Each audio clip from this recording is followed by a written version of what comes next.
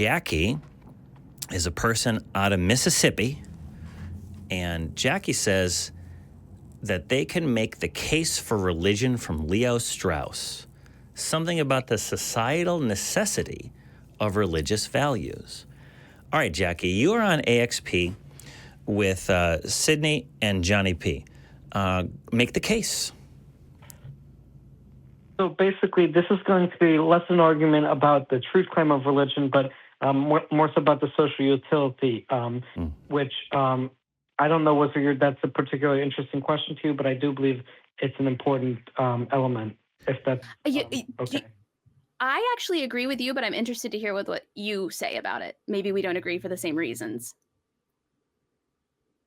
So basically, I don't know if you guys are familiar with Leo Strauss. He was a prominent political continental philosopher in America, and basically, he believed that it's better for some people, depending on their social status, to believe some things over others, because if there are certain metaphysical presuppositions which a society rests its decision-making on, it's better for certain classes of people to accept certain things as true, regardless of how accurate they comport to reality. And so if there are certain metaphysical assumptions in religion, like the importance of honoring your Muslim father, don't murder, don't steal, etc., then basically it's better for the masses to believe it as a doctrine of revelation than to get rid of it. And so Strauss was more conservative theorist. He's very popular in the 20th century, up there with people like Hannah Arendt, Walter Benjamin, Carl Schmitt, and Martin Heidegger, and other continental philosophers. But I think the basic point I want to articulate here is that in a democratic society, or in a society where people are motivated to engage with others, there are certain basic axiomatic presuppositions most people have to hold on to. And I would say that religion, especially Judeo-Christian religion, is foundational in our culture. But you might disagree. Okay. Sydney, if you don't mind. So I think we agree on a couple of things, and then there's a couple of areas where we branch off. So I don't know if you've ever read the book Why We Believe in Gods by J. Anderson Thompson, who has actually become a friend of mine. It's a really fantastic book. It's a quick read. Highly recommend that you read it. I do agree that at a certain time in history, in fact, at several different times in history, religion and the belief in a God was beneficial for the development of different human races and different societies that existed, because they needed a system of rules in place to keep human beings basically behaving so that everyone would survive. For example, it's never been beneficial to the tribe for murder to be okay. It's never been beneficial for the tribe to steal from your neighbor or to take their food, things like that. And so while the idea that there is an overall being watching you, a father figure watching you, is not only beneficial in terms of behaving and following the rules, but it's beneficial in that I'm trying to water this down as small as I can, but you should read this book. It also does a great job of helping human beings not feel alone, because in many points in history, being lonely could lead to death. And if you felt like you were still being watched and still being parented by this individual that you can't see or you can't hear, but you know they're always watching you, that was beneficial at certain times in history. However, where I think we differ is that it's positive now, that we still need it now, and that means religion is a good thing. There are a lot of differences between what was positive about following a religion or believing in a God back then for the survival of the tribe versus evangelical Christianity, versus the Bible, versus the rules that Christianity presents to us now as modern day human beings, when in reality we could just have American laws that establish the same things that were beneficial about religion back then, right? Don't steal, don't murder, those sorts of things. If I'm stating myself clearly, Johnny, feel free to. Yeah, I think you are. What is your response to that? I think I understand your point, and I do think that it's definitely more plausible to say that religion is less necessary in the modern day than it used to be. But I would still even disagree with that premise because I believe most people are incapable of fully articulating and developing a lot of basic metaphysical axiomatic assumptions about the importance of honesty and integrity and respecting others and these things in such a way that the ancient wisdom contained within religious texts and stories still is much more easily directable or understandable for the masses. I would disagree with you on that. I suppose. Same. That's where we disagree as well. I would disagree with you on that, Jackie, but finish your thought. I mean, would you say that most human or the preponderance of human nature is rational or it can, let's say, develop ideologies without having some level of it being societally enforced?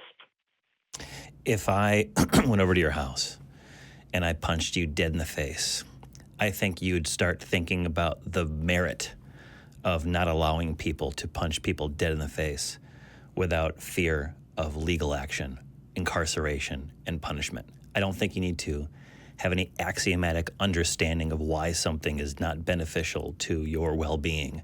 I think you can get along quite nicely on simple, fear of pain and pursuit of pleasure to get most of the way right off the bat into how laws should work. And that's why I don't think anyone is beyond the ability to articulate a very basic, simple, common morality with all other human beings. We share the same biology, largely. Almost 99% of us are like identical in our needs, except for those of us who have special additional needs because of various disabilities or whatever it might be. And so I think we could, in a room full of people, reconstruct, independent of any religious differences, that there are certain things that we want to have as the basic laws of our society. And that seems kind of simple, and I'm sure that there's multisyllabic words that I could use to restate all that. But the truth is, you don't want to be murdered. You want to continue to live your life. You want your loved ones, the ones that you've formed bonds with, to be able to do the same. You want to stop bad people from taking advantage of systems. You want to trade goods amongst people in your society on a fair basis without fear of getting robbed or cheated in some way. And so you would want to contribute to society where there are rules that establish, that foster fairness, safety, family connections and friend connections, bodily integrity.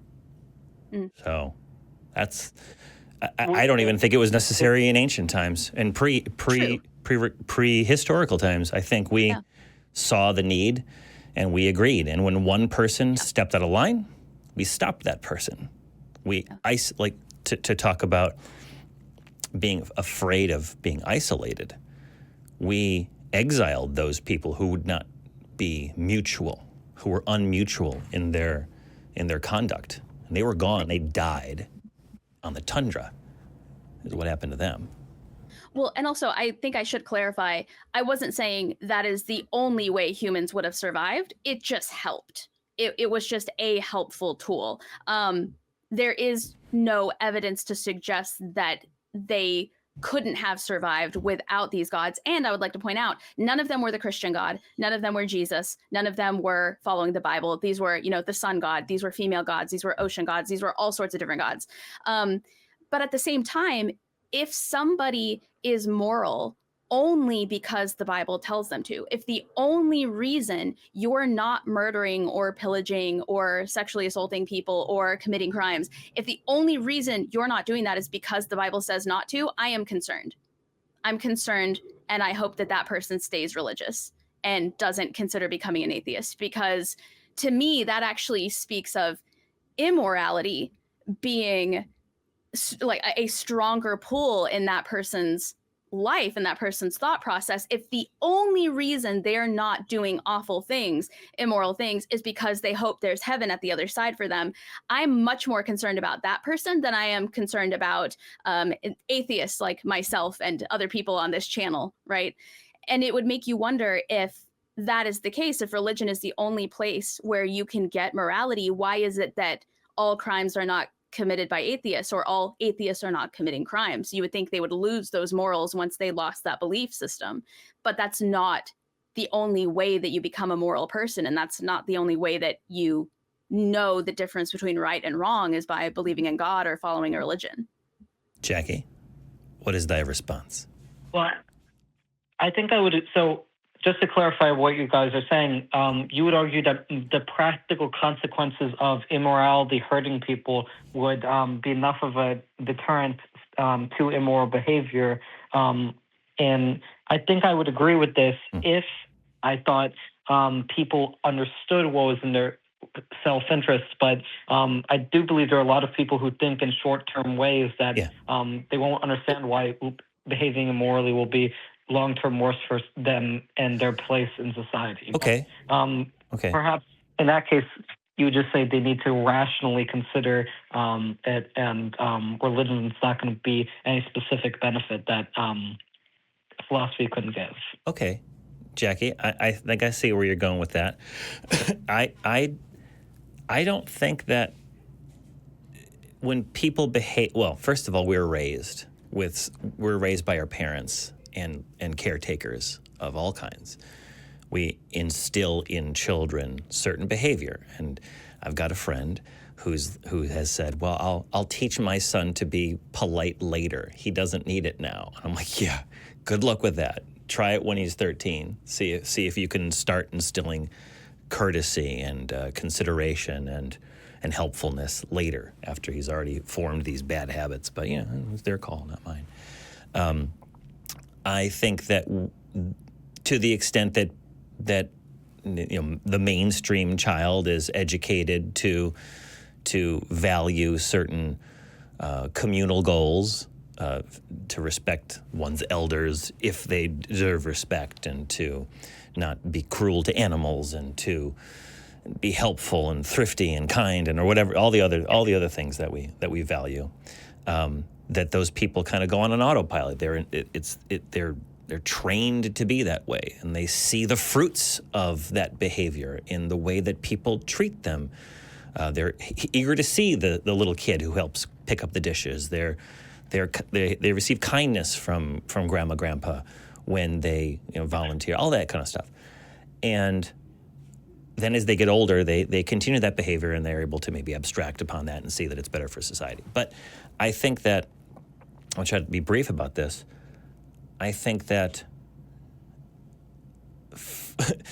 some people aren't raised like that.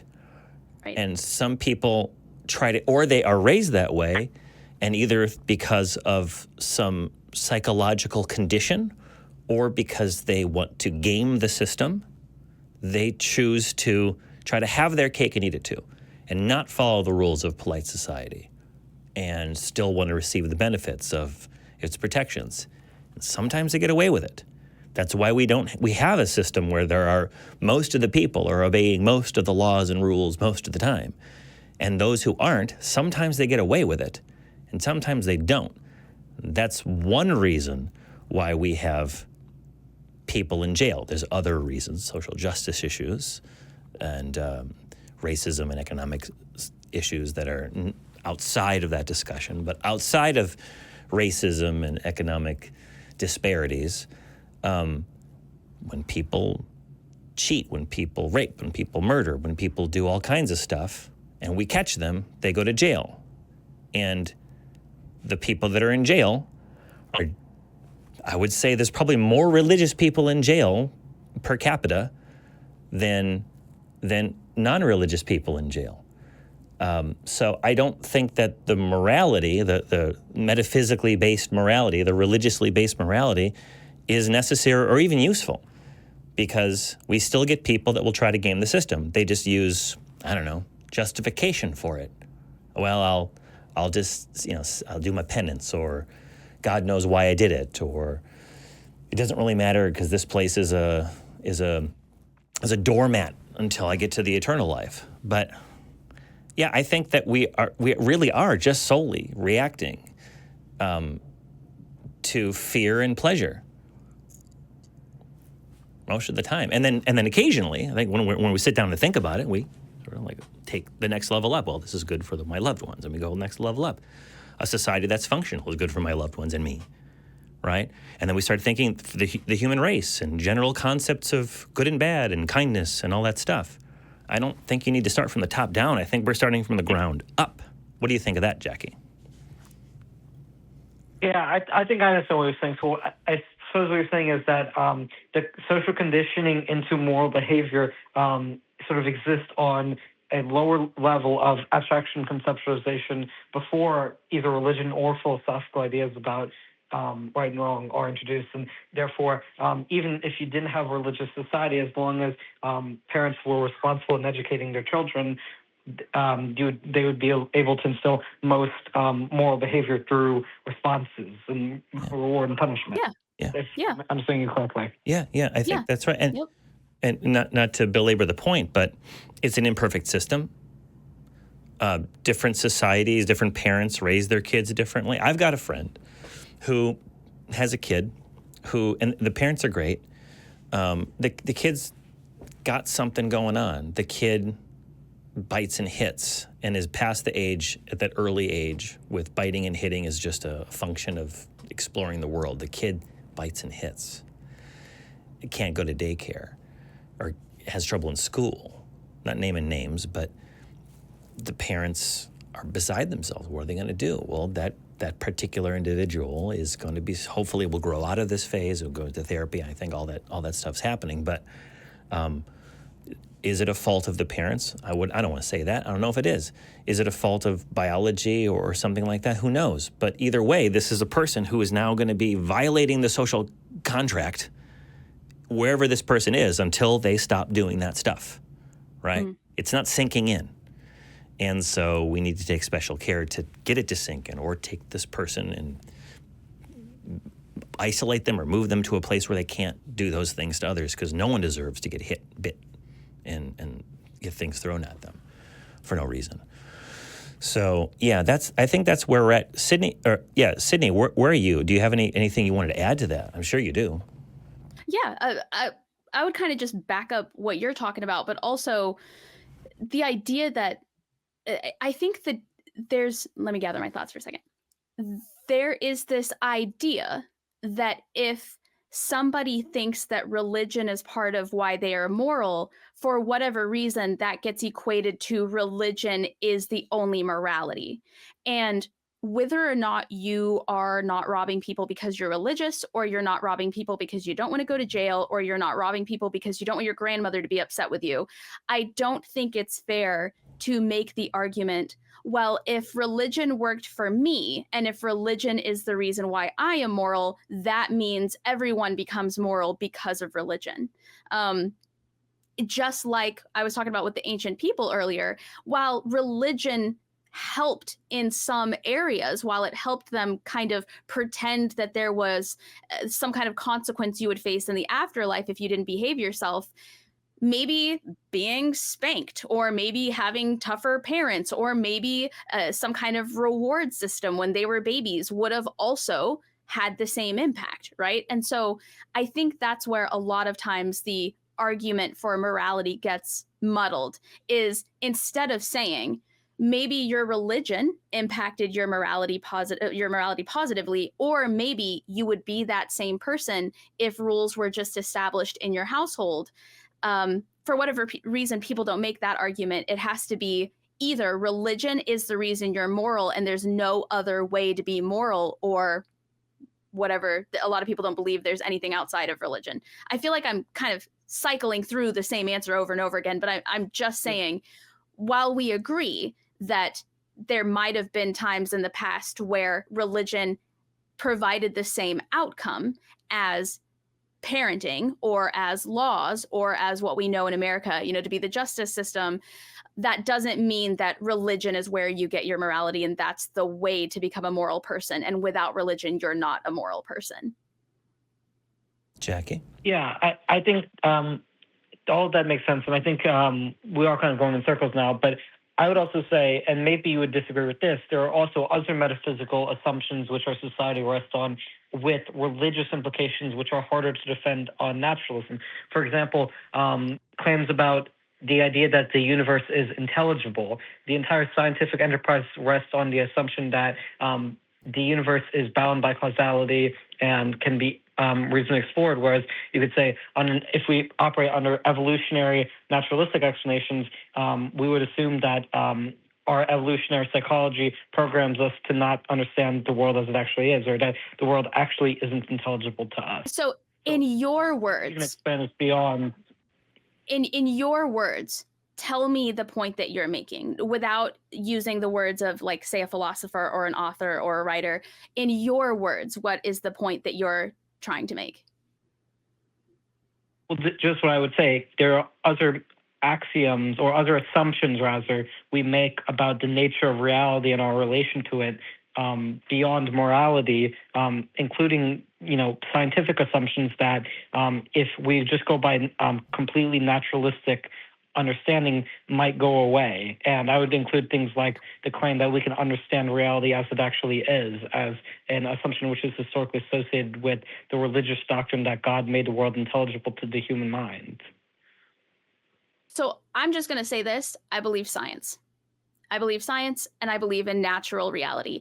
I have no evidence to suggest there is a metaphysical or alternate plane or heaven or hell. So until I personally see something with my own eyes or confront something that simply cannot be explained, one, I'm still going to assume that at some point science can explain it, and I'm going to give science the opportunity to explain it. But there will, in my personal opinion, there will never be a time where I have experienced something that can't be explained by real world reasons like science, or mental health, right? Maybe you're somebody who sees things. There's probably a mental health reason related to why it is you're seeing certain things. There might be a medication that can help you. I will always lean towards the idea that science can or will soon explain everything. I've never seen anything or experienced anything that I personally would call metaphysical. So any of this talk about metaphysical existence or being or ideas, it doesn't relate to me in any way, because I can't identify with any of that. Jackie, I have something to say, but I want to hear from you first. I think the thing I would respond is I don't know if you fully understood my point. My point wasn't whether or not science was reliable. My point was the assumption that science is reliable path of truth. It involves historically religious assumptions that God made the world intelligible to the human mind. But one could argue that if we're going solely by naturalistic understanding of consciousness being developed as a product of matter, or byproduct of matter, rather, then you could say, well, the evolution we evolved with brains which were not meant to grasp the world as it actually is, but only as it appears to us. And it could be that what we appear is a distortion of reality, or that space and time aren't intrinsic features of the universe. So causality is not intrinsic feature of the universe. These assumptions that the universe is intelligible to the human mind, I believe, are historically associated with religious assumptions, or the assumption, we're created in God's image, so God would create us with the faculty for perceiving the world. Okay, you're doing this and I think I understand what you're saying. You're doing this top-down thing again. And we have to remember that a scientific understanding of the world that we live in developed over time from, as we understand it, a state of humans having less knowledge as to how the universe works, how the world works, how fire works, how elements are, and all that such, developed from perhaps a pre-human position. Now, I'm sure that Forrest Valakai is turning in his grave. I hope he's not dead. As I say this, but and others, but you've seen chimpanzees take sticks and put them inside of logs to get ants out of them, right, Jackie? You've seen that. Yeah. Right. I may have seen that once or twice. Yeah. I've seen videos about it. It's pretty cool. And you've seen corvids like crows and ravens and all of our friends, like grackles here I think they're part of the corvid family, our winged friends who have the ability to use objects to solve little problems that they make for themselves. I don't know, but they can use sticks. They can weave nests. They can use things in the world to solve problems. You know this, right? You've seen this, right? Yeah, I was on some of this.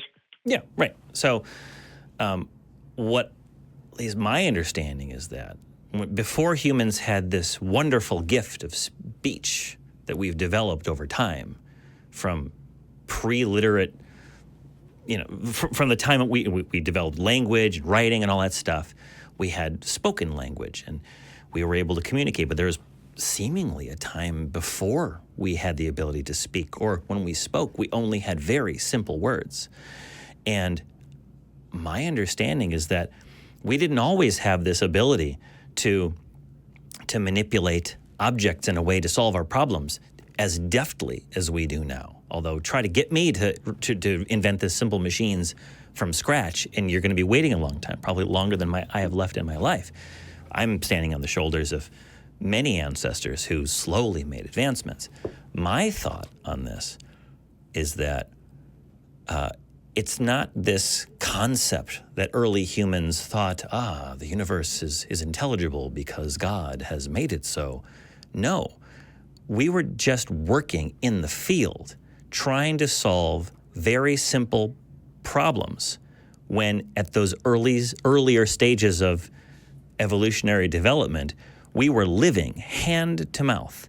We had to solve these problems or we would die of starvation, of exposure to the weather, where we would be vulnerable to attack from other humans or other kinds of hominids or other animals.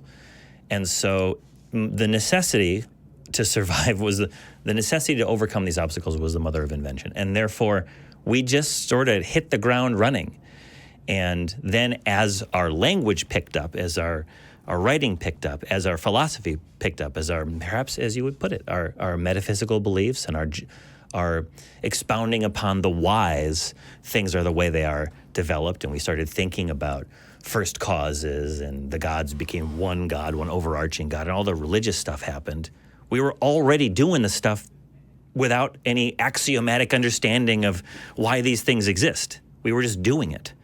And then now, after many, many thousands of years had taken place where humans were essentially using a primitive form of science, relying upon cause and effect relationships, relying upon slight improvements in the tools that we had, because it was very, very slow in the beginning, incredibly slow, like millions of years go by or hundreds of thousands of years go by when the hand axe didn't really change all that much, and then it does, and then it lasts a little bit less, and it picks up, and it's faster and faster. Now we're going back, and we're looking at all this development and saying, well, we must have arrived at this. We presuppose that all these things exist. I don't think we need to do that. I think that's a post hoc rationalization, and I don't think it's necessary. I think it's necessary if you want to be able to keep on thinking about it in terms of high philosophy, but I think on the ground, in the trenches of existence, human beings just did it. And those who did survived to produce offspring. And those who didn't, their cultures who didn't, they died off. Maybe that's overly simplistic. I'm sure I will get a few hate messages in there somewhere. Well, I think I would agree with you that the idea that the benefit of a scientific method may have preceded religious assumptions about the nature of mind, whatever. But what I'm saying is, let's say I grant that our mind is, or our consciousness rather, is a product of evolution, solely a product of evolution by naturalistic mechanism. What that means is that our mind could have evolved to not perceive the world directly, but rather to be an intermediary to the world, which distorts our perception of reality because those distortions of reality had evolutionary survival benefits. So we don't perceive the world as it actually is, but how it's beneficial to us or how it's beneficial to our ancestors. Does that make sense, or do you disagree with that premise? I'm trying to really get a hold of what you're saying. You lost me. Yeah. I feel like you're using someone else's words to describe this, and I need you to explain it to us like you're 5.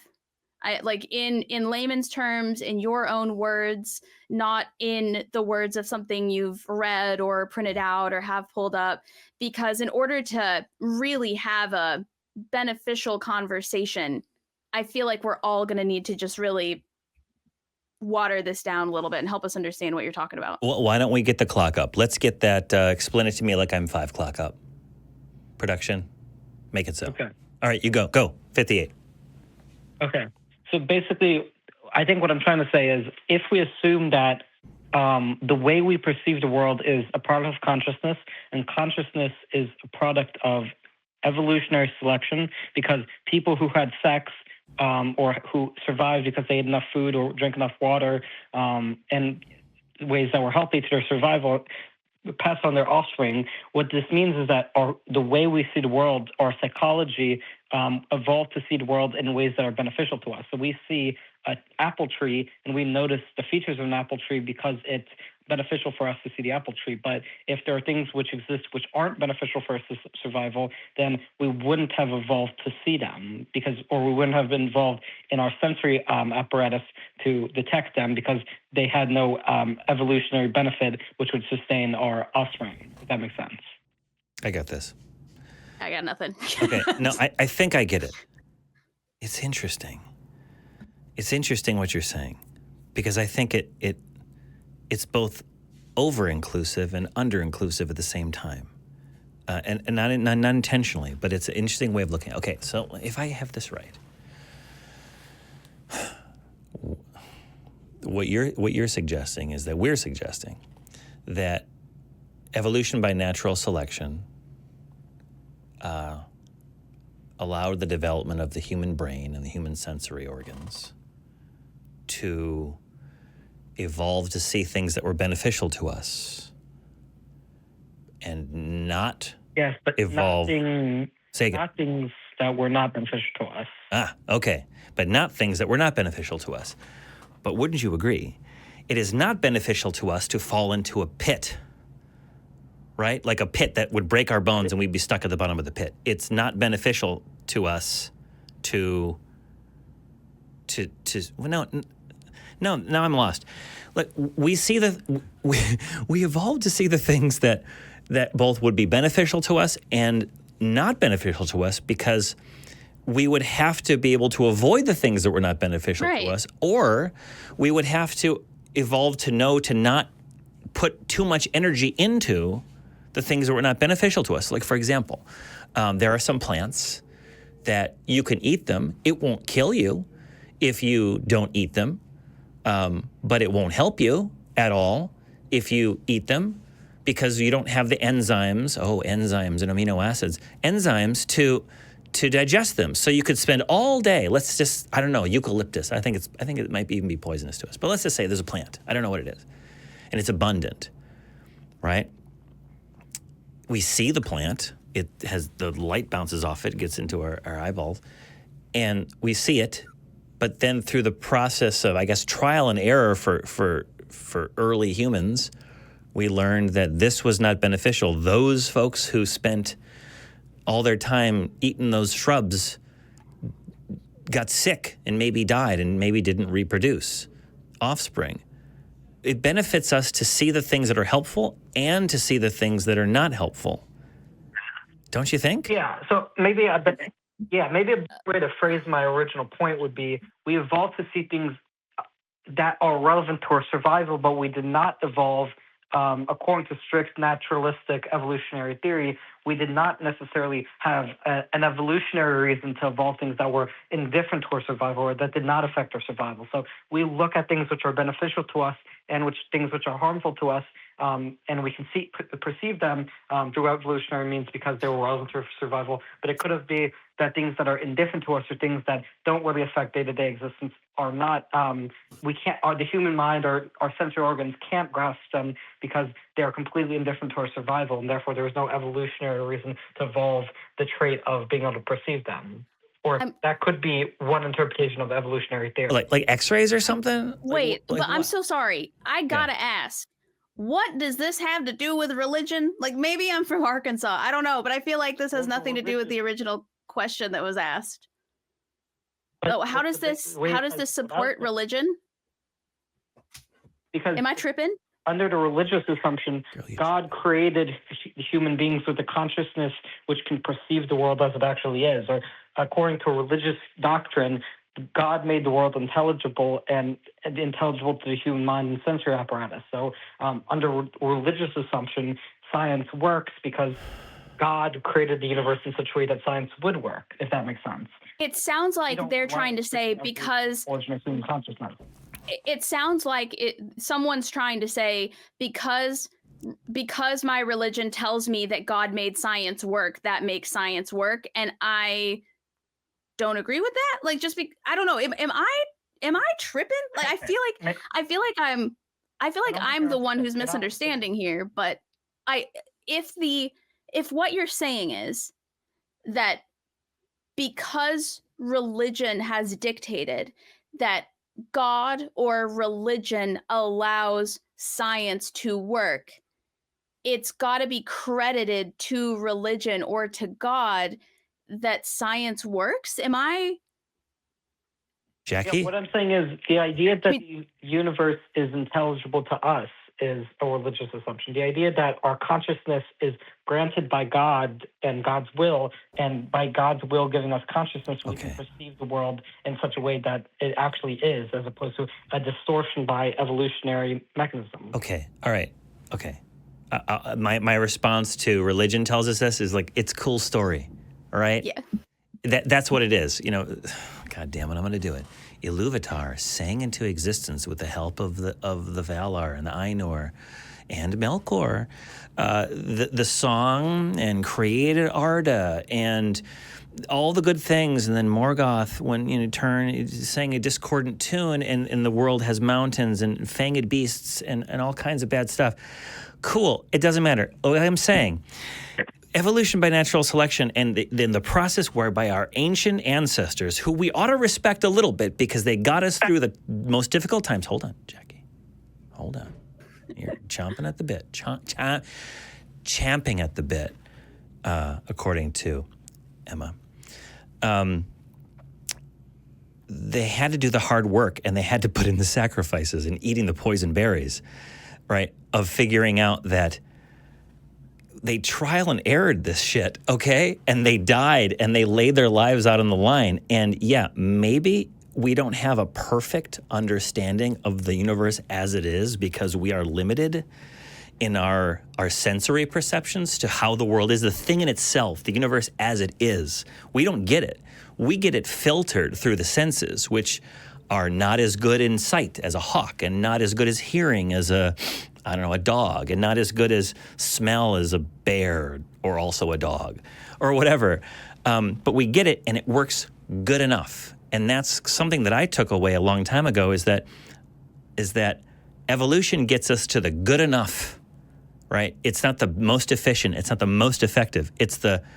It works well enough for beings to adapt to their surroundings within a certain margin of error. And once the change is too radical and the organism can't adapt, it doesn't get a chance to pass along the genes necessary to make those adaptations, and the species dies off. I don't see the need for a just so story as justification, or as a better explanation for why our very animal-like ancestors with a developed Broca's area, which developed over time, that developed language, needed it in order to survive. I still think we were hacking and slashing in the dark in the beginning. And as we got a little bit closer to understanding the world a little bit more, we could explore more. We could start to see if there were uses for different substances on Earth. And then we realized that, oh yeah, we can use X for this, whatever it is. This particular plant can be used to make nets, for example. You can't eat it, but you can use it to use nets, and everything fed back into catching fish or catching animals. And as we got better and better of exploring the world around us, you ever play any of those strategy games, where you got to go to the mine, you got to go get gold so you can build soldiers or something, and you build farms so you can build your little empire. It's like we're building slowly, a little bit at a time. And now we're in this luxuriant phase of humanity where we can start looking at seemingly useless things like worms and flies and do little experiments about how their DNA works, how their systems work. And that informs, again, how we understand the world, which, again, informs how we can use the world to our advantage. I don't see the need for a sweet baby Jesus in any of this. I don't. So basically what you're saying is, even though because of the evolutionary naturalistic development of the human brain, human consciousness, and perceptual system, we might not get a complete understanding of the world as it actually is, or we can't take in all the information of things we perceive because of the limitations of perception, but we have enough perception that it will reasonably allow us to have social stability, survival, allow the scientific method to survive, not with absolute certainty, but with enough certainty that religion's not necessary to keep the scientific enterprise going. Yes. That's kind of what I'm saying, that it works well enough. Our senses are limited, but we're not just limited by our senses. We've also developed language. We've also, and that language, the ability to communicate to the next generation or our colleagues what we've accomplished, we can build upon that knowledge. Now we have like a Geiger counter, right? I can't see radiation, right? I can't sense it, but I can go and get a Geiger counter, and now I have a tool that will interpret it, much like our senses do. Like, oh, clickety click, get away from there, or I'm gonna, turn into a ghoul or whatever. I'm gonna get mutated, or I'm gonna die of radiation, and or get sick. We have telescopes that use X-rays and all kinds of stuff to look at faraway things. We have tools that can enhance our senses. We have computers that can crunch the numbers so that we can see trends in things, so we can more easily and more deftly manipulate the world around us for the very basic purpose, the very core value of humanity, of perpetuating itself. And then, of course, over time, we've started to realize it's not just that I have to live, my family has to live, my village or tribe has to live, or my country has to live, or that all humanity has to live. But we're all part of this network of interlocking species whose well-being, and I'm not saying this in like a hippie way, although I mean it in a hippie way. I mean this in like a real, like existential way. The food web and the way that all life on Earth is interconnected. You take away certain species and suddenly, oh no, now we have trouble with agricultural issues. Now we have trouble with getting food from the sea and stuff like that. We are interdependent. And so our concepts have expanded. I'm saying way more than I wanted to say. Yeah, I think that's where I'm at. What do you think about that, Jackie? Yeah, I mean, I suppose what you're making sense. Yeah, I think it's what you're saying is you don't need the assumption that God created our consciousness because our consciousness is good enough for practical purposes. Even though I haven't fully considered this argument, okay. I'll look more into the objections to it in my own time. But It was good speaking to you guys. Yeah, great talking to you too. Thank you for your patience. And it was a really good conversation.